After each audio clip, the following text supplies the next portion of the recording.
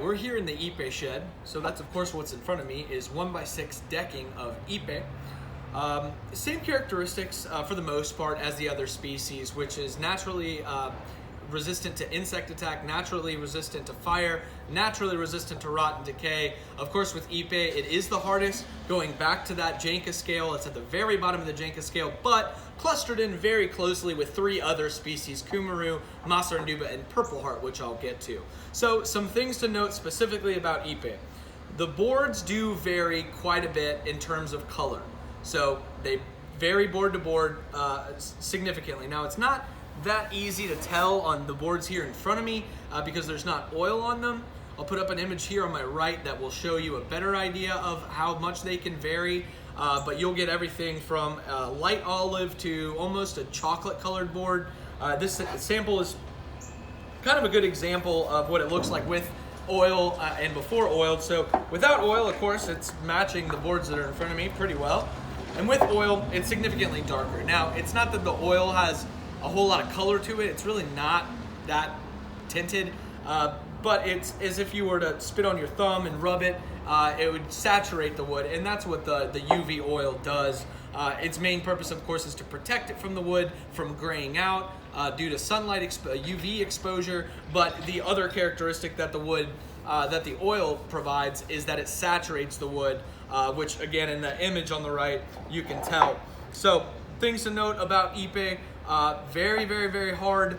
A lot of people compare it to concrete in its hardness, and like concrete, it does sink. It doesn't float on water. Another thing to note, you will find that Ipe tends to have grain patterns and maybe some black, dark brown striping. Out of the 6 boards here, only really one has it a lot. This one has a little bit, and that's about how often you'll see it. 1 out of every 6 boards will have significant black striping, and the black striping, it adds character. And the reason I bring it up is because we want you to know exactly what you're getting into with Ipe. It's a beautiful species, but it does come with these certain characteristics, and that is that the color varies from board to board. You will see some black striping. Certainly, it's mainly brown hues. Other species we'll talk about are more blonde, more red. Certainly brown hues in Ipe. I think that's really about it. Let's go over to the Cumaru shed. All right, so now we're in the Cumaru shed. Just like with the Ipe before, this is our Cumaru 1x6 decking profile. So again, I'm gonna throw up the Janka on the right here.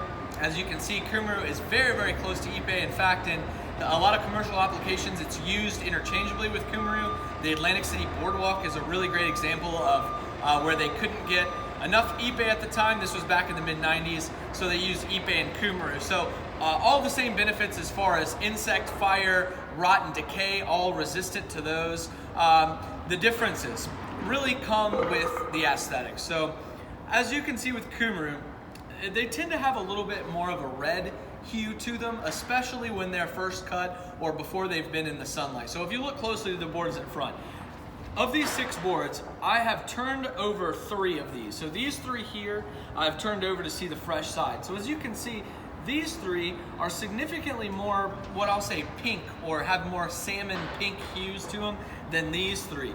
These 3 have had a little bit of sunlight exposure. They've had more oxidation exposure. So these 3 are brown. This is more of the color that you're gonna see with Cumaru. So with Ipe, darker browns to lighter browns. With Ipe, it's a little bit, or Cumaru rather, it's a little bit more consistent, a little bit more of the red hues.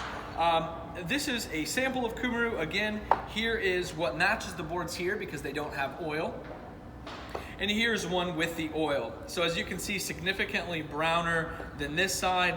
Again, the oil's not adding the brown. It's just that this sample has been exposed to more oxygen than the undersides of these boards, particularly these 3 here.